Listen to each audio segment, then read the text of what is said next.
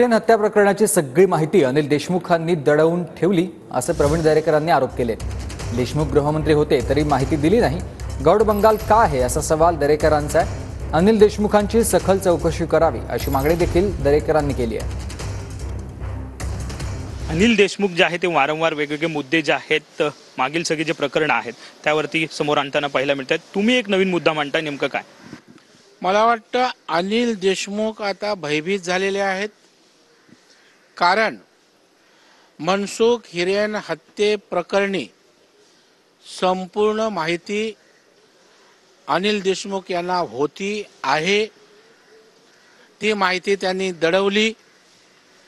अगदी विधिमंडळाच्या दोन्ही सभागृहामध्ये ही माहिती वारंवार मागून त्यांनी कोणतीच माहिती त्या ठिकाणी जाणीवपूर्वक दिली नाही आणि त्यामुळं मनसुख हिरेन हत्ये प्रकरणी अनिल देशमुख यांची चौकशी करावी अशा प्रकारची आमची मागणी आहे। तेव्हाचे गृहमंत्री अनिल देशमुख होते आणि तेव्हा हा सगळा प्रकार जो आहे तो मनसुख हिरेन हत्या प्रकरण घडलं होतं।